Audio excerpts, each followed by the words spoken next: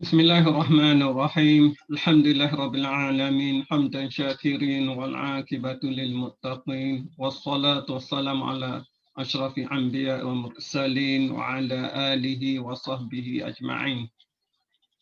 Rabbi shrah li sadri wa yassir li amri wahlul 'uqdatam min lisani yafqahu qawli. Assalamualaikum warahmatullahi wabarakatuh. Pada tanggal 29 hari bulan 10 pada tahun ini 2020 adalah hari Maulidur Rasul.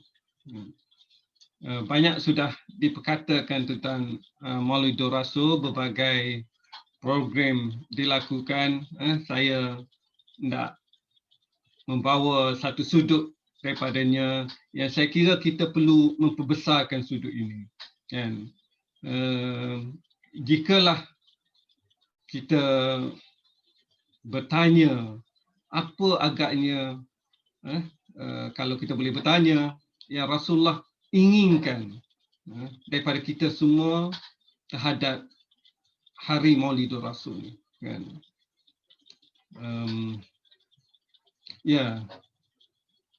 Saya kira antara yang paling besar atau Rasulullah kehendaki daripada kita ialah kita meneruskan perjuangan baginda. Jadi saya ingin mengajak untuk kita cuba memperbesarkan elemen ini pada Maulidur Rasul, kan?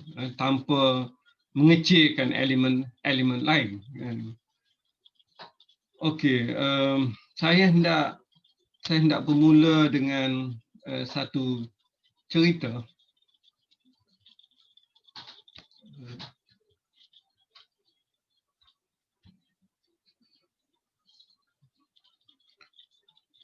Okey, saya hendak mulakan dengan satu cerita untuk membawa kenapa saya ingin mengajak semua menekankan elemen ini sempena Maulidur Rasul. Pada diriwayatkan oleh Ibnu Mas'ud radhiyallahu anhu di dalam kitab Bukhari, pada suatu hari Rasulullah sallallahu alaihi wasallam berjumpa dengan beliau, Sayyidina Ibnu Mas'ud, dan Rasulullah meminta kepada Ibnu Mas'ud untuk membaca Al-Quran kepadanya. Dan Ibnu Mas'ud dengan begitu merendah diri, seolah-olah takkanlah Rasulullah ingin dia membaca kepada baginda sallallahu alaihi wasallam, sebab Al-Quran itu diturunkan kepada baginda. Walau bagaimanapun baginda Rasulullah sallallahu alaihi wasallam beritahu beliau suka mendengar ianya dibaca kepada beliau. Maka Ibnu Mas'ud membaca surah An-Nisa pada hari itu, kan. So apabila dibacanya sehinggalah sampai pada satu ayat, ayat 41 kalau tidak silap saya, 41 surah An-Nisa, kan. A'udzubillahi minasyaitonir rajim. Kaifa idza ji'na min kulli ummatin bisyahid wa ji'na bika 'ala haula'i syahida. Bagaimanakah iaitu ketika Rasul kepada keadaan dalam surah itu memberitahu bagaimanakah keadaan orang kafir itu pada hari akhirat kelak, kan? Apabila Allah datangkan kepada tiap-tiap umat seorang rasul, kan? Rasul mereka lah, kan? Dan ayat yang sama disambung, dan kami juga datangkan kamu wahai Nabi Muhammad sallallahu alaihi wasallam, sebagai saksi terhadap umatmu. Kan? Mendengar ayat begitu terasa begitu berat kepada baginda. Baginda memberitahu kepada Abdullah Ibn Mas'ud cukup. Dan apabila Ibn Mas'ud melihat kepada baginda, dilihat cucuran air mata mengalir di pipinya. Kan? Ya, kenapa Rasulullah SAW terasa begitu berat untuk menjadi apabila disebut kan, dan kami juga datangkan kamu ya Muhammad sallallahu alaihi wasallam sebagai saksi kepada umatmu ini. Ya. Kenapa baginda terasa begitu berat dengan kalimah sebagai saksi, dengan jumlah, dengan ayat sebagai saksi terhadap umatmu ini. Untuk merasa itu mungkin elok juga kita lihat satu kisah di Haji Wada, Haji perpisahan, Haji sebelum baginda meninggalkan kita semua. Dan Rasulullah bersabda panjang dalam khutbah wada tu kan. Dan salah satu dirakamkan dalam hadis Muslim, salah satu perkara kan, Rasulullah menyebutkan, kalian akan ditanya tentangku. Kalau seolah-olah kalau kalian ditanya, kalau anda semua ditanya tentang aku, apakah Rasulullah bertanya kepada para hadirin ketika itu, yang begitu ramai, apakah yang akan kalian katakan? Maka para sahabat radhiyallahu anhum berkata, kami bersaksi bahawa saya nak balik pada perkataan menjadi saksi itu kan. Kami bersaksi bahawa sesungguhnya engkau telah menyampaikan risalah, telah menunaikan amanah dan telah menasihati. Maka baginda berkata dengan mengangkat jarinya ke arah langit, ya Allah, Allahumma shahad, Allahumma shahad, Allahumma shahad, Allahumma shahad, Allahumma shahad, Allahumma shahad. Ya Allah saksikanlah, ya Allah saksikanlah, kan, sebanyak 3 kali. Apabila sahabat mendengar Rasulullah berkata begitu, sahabat pun merasa, para hadirin semua merasa hiba dengan suasana itu. Kenapa Rasulullah begitu sekali merasa beratnya kan, untuk menjadi saksi kepada seluruh ummah baginda, sehingga disebutkan berulang kali, Allahumma syahad, Allahumma syahad. Sebab proses menjadi saksi itu, sebagaimana kita lihat dalam sirah perjuangan baginda, ini bukan proses yang senang, proses yang melalui begitu banyak onak dan duri. Bayangkanlah ketika baginda begitu tertekan, dipulau oleh masyarakatnya, dituduh dengan berbagai kata-kata,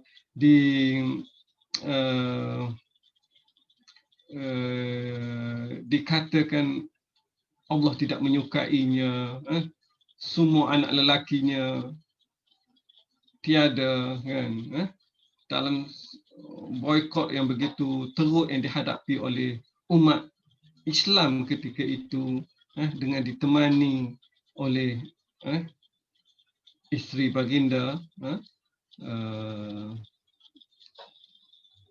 Sayyidatina Khadijah, kan. Dan selepas itu kita tahu, selepas daripada peristiwa tersebut, Sayyidina Khadijah pula meninggalkan dia, kan. Abu Talib juga meninggalkan dia. Dan selepas itu beliau sallallahu alaihi wasallam telah cuba berdakwah di kaum Taif, kan. Apabila berdakwah pada kaum Taif, bukan mereka dengar, malah mereka mengusir baginda, mereka membaling baginda sehingga berdarah baginda.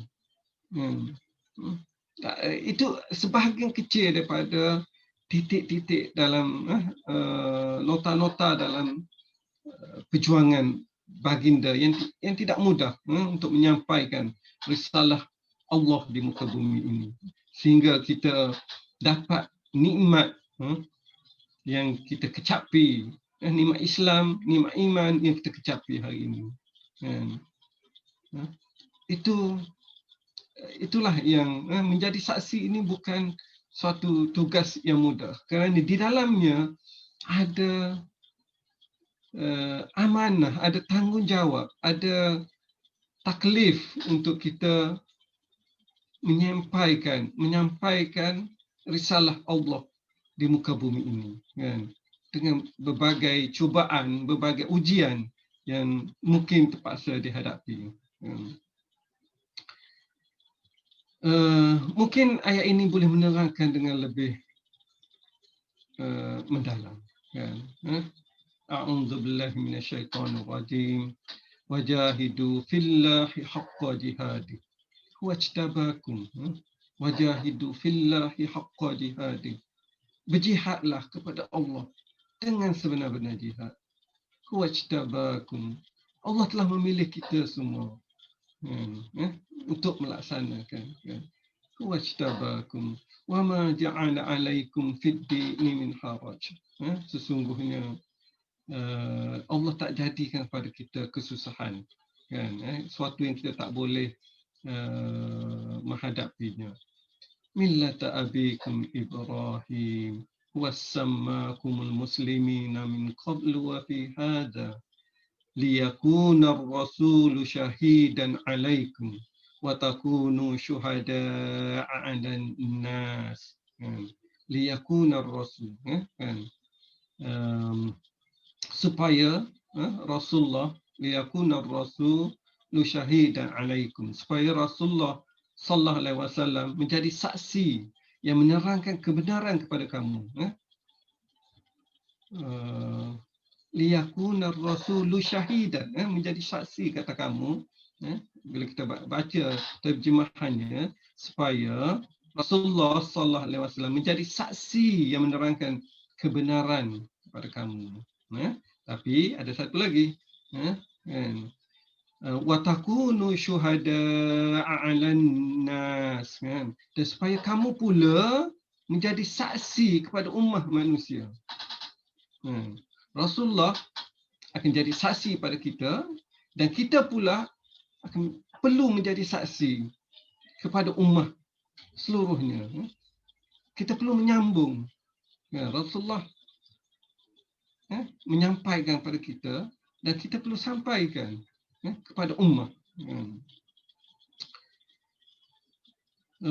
Faqimus salata wa atuz zakata wa'tasimu billahi huwa maulakum fa ni'mal maula wa ni'man nasir. Oleh itu dirikan sembahyang, berikanlah zakat serta berpegang teguhlah kamu kepada Allah. Dialah pelindung kamu, maka Allah yang sedemikian sifatnya, dialah sahaja sebaik-baik pelindung dan dia sebaik-baik memberi pertolongan. Yang utama saya nak ambil daripada ayat ini Al-Hajj ayat 78, ayat terakhir surah Al-Hajj, kan? Ayat ianya bermula dengan satu statement yang very strong. Pada saya very strong. Wajahidu fillahi haqqa jihadi. Dia strong, satu seruan berjihad dengan sebenar-benarnya jihad, kan? Pengorbanan, kesungguhan dalam menjalankan dakwah ni, kan? Dan dimulakan dengan wajahidu fillah. Kan? Biasa kita dengar wajahidu fi sabilillah, kan? Berjuanglah kamu di jalan Allah. Tapi ini berjuanglah kamu kepada Allah. Kan? So ini lebih strong daripada wajahidu fi sabilillah. Maksudnya satu seruan, satu tegasan kan yang sangat kuat kan. Wajtabakum. Allah telah memilih kita untuk menjalankan kan, amanah dakwah ini muka bumi kan. Dan yang saya tekankan tadi ialah kan liyakuna rasulu syahidan alaikum. Yang kita balik pada tadi kenapa Rasulullah begitu rasa berat apabila Allah menyebutkan bahawa pada hari pembalasan nanti, pada hari akhirat nanti, Rasulullah akan menjadi saksi kepada kita semua. Kerana untuk menjadi saksi ini, dan dalam ayat ini kita perlu menjadi saksi pada seluruh umat. Kerana menjadi saksi ini bukan sekadar menyampaikan. Kita mungkin akan menghadapi berbagai onak duri dalam menyampaikan dakwah ini.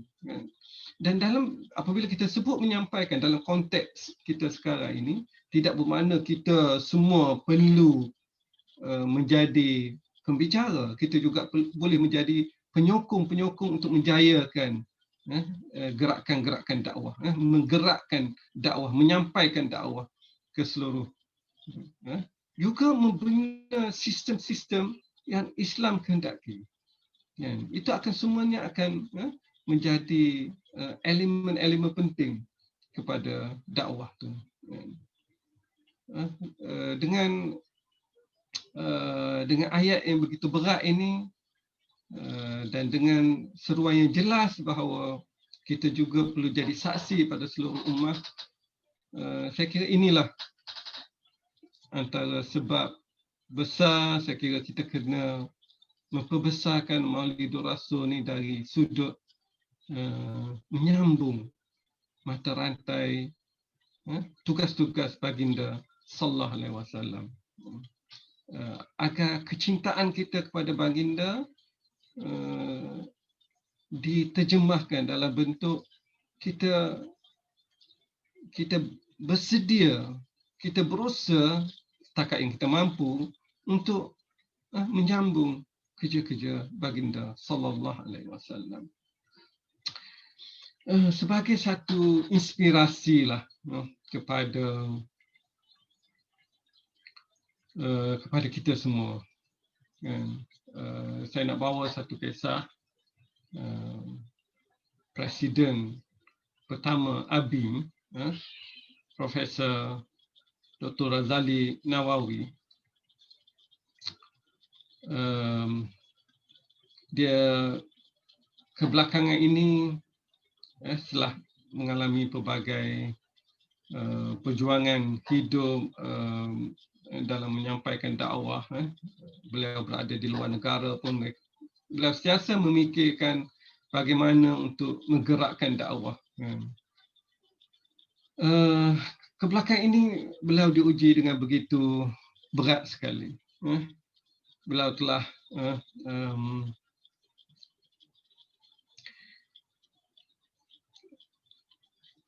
beliau dikesan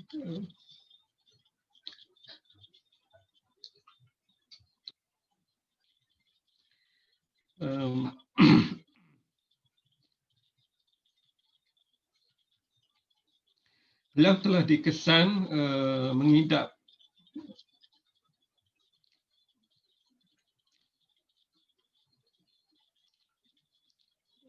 barah stage 4.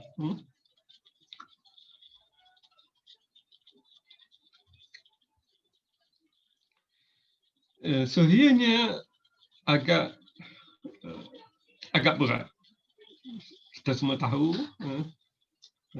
stage 4 ini satu keadaan yang sangat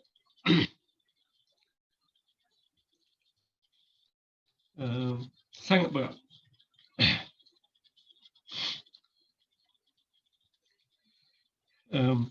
Dan apabila telah dikesan begitu, antara yang beliau lakukan ialah banyak mendengar Al-Quran, banyak mentadabbur Al-Quran, terus berulang kali mendengar sambil mentadabburkan. Dan apabila satu ketika sampai ke ayat tadi, ayat 78 surah Al-Hajj. Wajahidu fillahi haqqa jihadi wajtabakum ila akhir. Allah telah berjihadlah dengan sebenar-benar jihad, dan Allah telah memilih kita untuk menjalankan tugas ini. Ayat itu begitu profound kepada beliau, begitu menyentuh beliau. So beliau seolah-olah terbangkit. Beliau bangkit seolah-olah beliau tidak akan mati dengan bara. Beliau akan mati dengan perjuangan. Terus menyambung tugas dakwah di muka bumi ini. Ya, pada saya secara peribadi, sebagai seorang yang tidak ada ilmu yang banyak, secara peribadi, kalau seorang itu diduga dengan penyakit yang berat, dan kalau dia bersabar, orang itu bersabar, insya-Allah syurga menanti di depan dia. Tapi pada Ustaz Razali,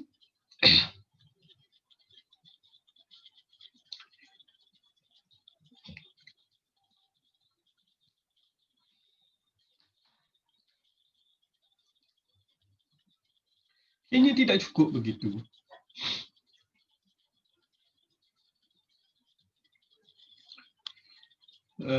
Dan kalau kita lihat dalam sejarah sahabat sirah sahabat Rasulullah sallallahu alaihi wasallam, sahabat radhiyallahu anhum,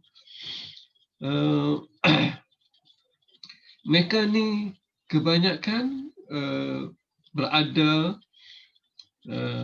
sama ada di sekitar Madinah atau sekitar Mekah.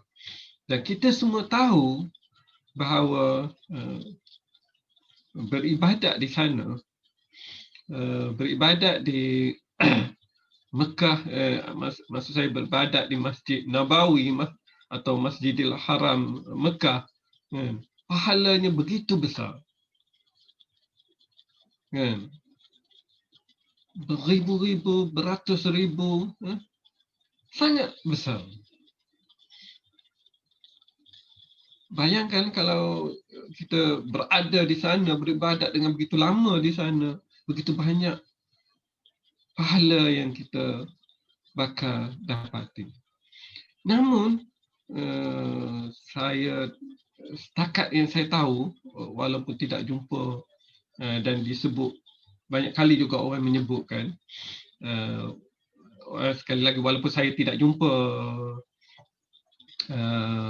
data yang tepat, majoriti sahabat, malah ada seorang ustaz semasa saya di Madinah menyebutkan bahawa 80% daripada sahabat meninggal di luar kota Madinah dan kota Mekah. 80%. Sekali lagi, sumber tu saya belum jumpa secara sah lagi, tapi ini selalu disebut. Majoriti, ada yang sebut 80%, para sahabat meninggal di luar kota Madinah. Kenapa mereka keluar daripada kota Madinah? Mereka berada di seluruh penjuru dunia.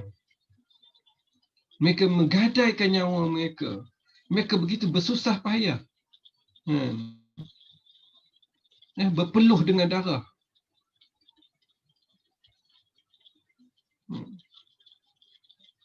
Kenapa mereka tidak mengumpul pahala di dalam Masjid Madinah atau Masjidil Haram Mekah?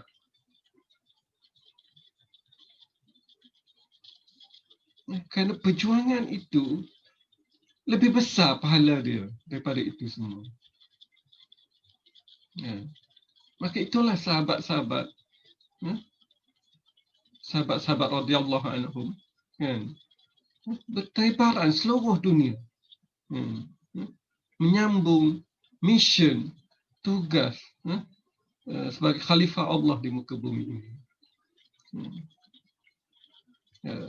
Semoga kita semua diberi kekuatan yang sama, mengambil inspirasi daripada Rasulullah sallallahu alaihi wasallam, para sahabat, sehinggalah kepada pejuang-pejuang sekarang ini, terkini.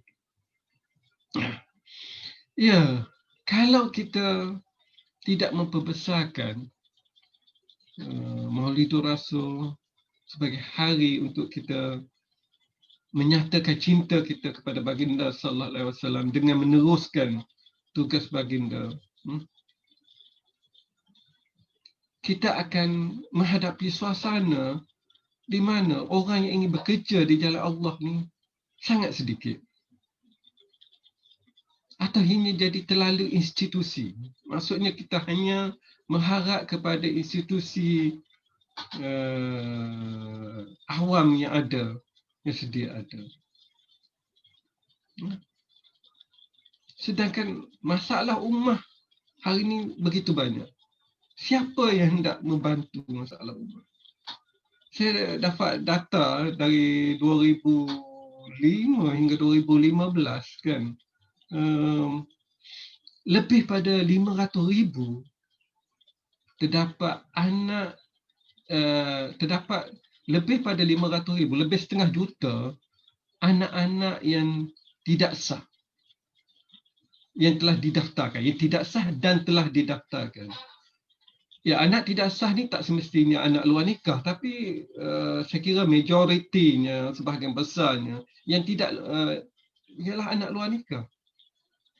Yang anak tidak luar nikah ni yang contohnya yang kahwin di luar Malaysia dan mereka tidak daftar semula di Malaysia.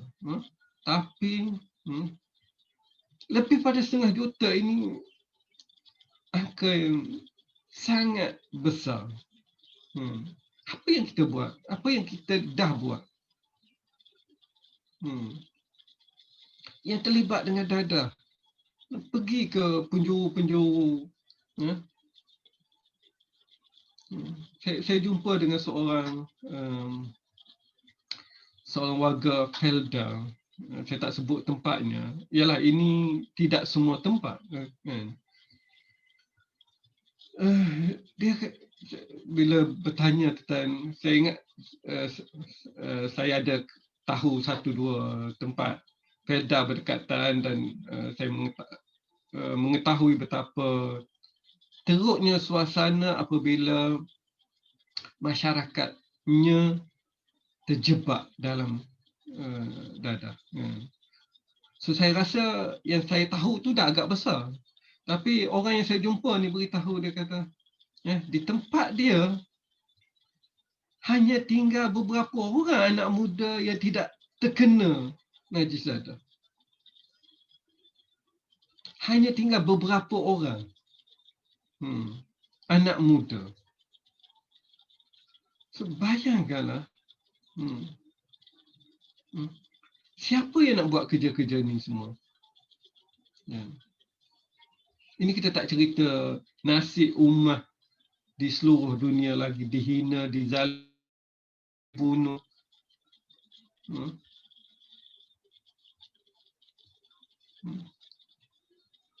Brother Zamri Wino, ketika dia ceritakan keislaman, detik-detik keislaman. Dia beritahu betapa syukurnya dia telah diberi hidayah oleh Allah setelah diajak oleh seorang pakcik.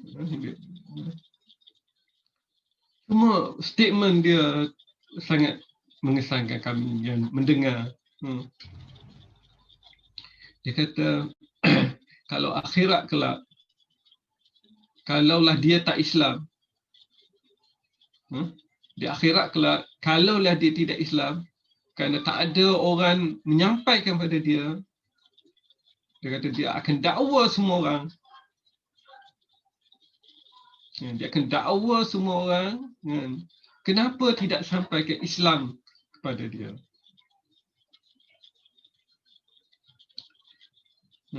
Dan itu kita tak sebut orang-orang yang telah Islam, yang telah masuk Islam tanpa pembelaan, tanpa kita berpakat, kita bersatu. Macam mana nak menjaga? Ini tidak mudah. Saya pernah mengalami seorang dua yang kita cuba jaga. Begitu banyak dugaan, begitu banyak masalah. Ianya tak semudah, okey dah masuk Islam, semuanya akan jadi baik macam tu. Ianya tak semudah itu. Saya jumpa dengan mak-mak Kedah menyebutkan betapa ramai yang orang Islam yang kahwin dengan perempuan-perempuan, contohnya perempuan-perempuan dari Siam yang telah masuk Islam, dan kemudian mereka tinggalkan. Sebila tinggal, mereka ni terkontang-kanting. Dan sebahagian ni akan kembali pada agama mereka, sudah pasti, tanpa didikan yang baik. Isunya, siapa yang akan bekerja di jalan Allah?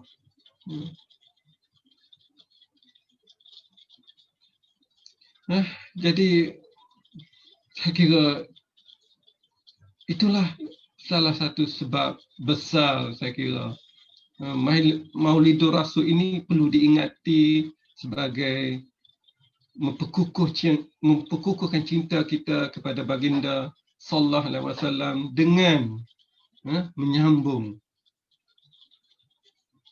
tugas baginda, menyambung kerja-kerja yang baginda sallallahu alaihi wasallam telah lakukan. Saya nak tutup dengan ayat ini. Ini ayat 143 surah Al-Baqarah. Sebagaimana kita tahu, Al-Baqarah ada 286 ayat. Jadi 183 ni, ayat ni di tengah-tengah surah Baqarah. Ayat ni panjang, saya hanya ambil sebahagian saja. Dan ayat ini akan dirasa lebih strong bila kita follow surah Baqarah tu dari awal hingga akhir. Secara ringkasnya, bahagian awal surah Baqarah ni menceritakan umat-umat lampau. Dan yang paling panjang yang dicerita ialah Bani Israel. Dan antaranya disebutkan Bani Israel ni telah diberi berbagai nikmat, macam diberi sebelum ni diberi amanah untuk menjadi pemimpin ummah.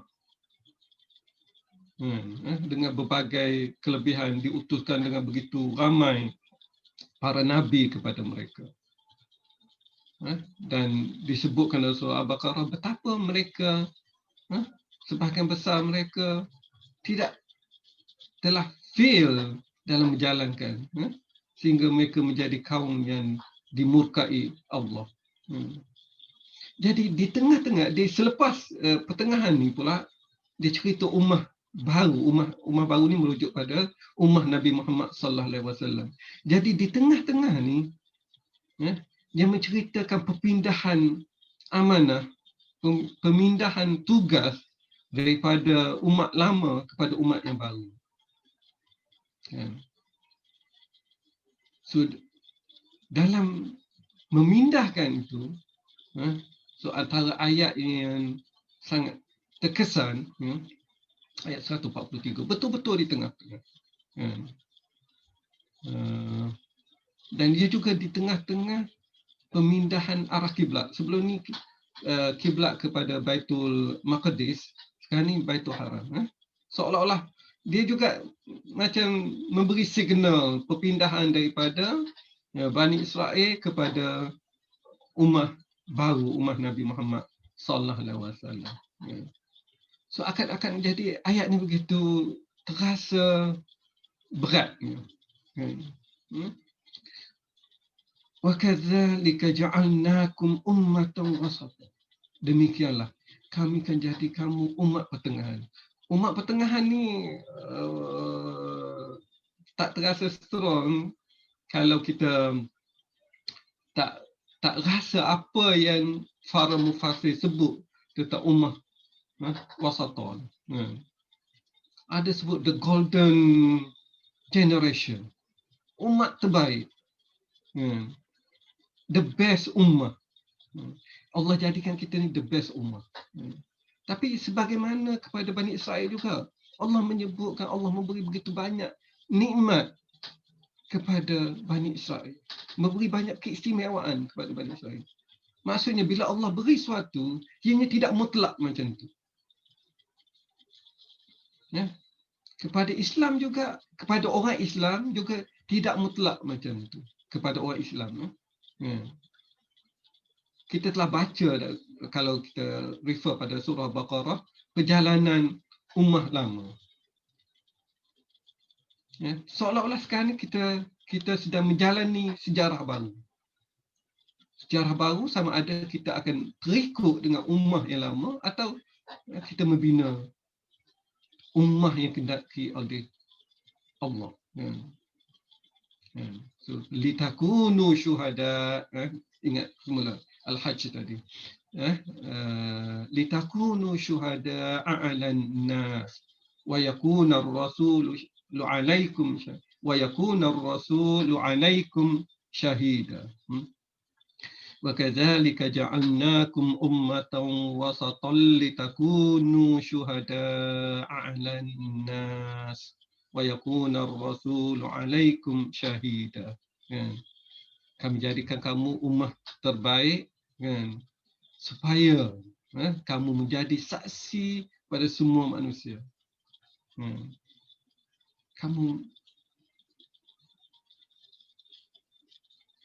jadikan kamu, wahai umat Muhammad, satu umat yang pilihan lagi adil, supaya kamu layak menjadi orang yang beri keterangan kepada umat.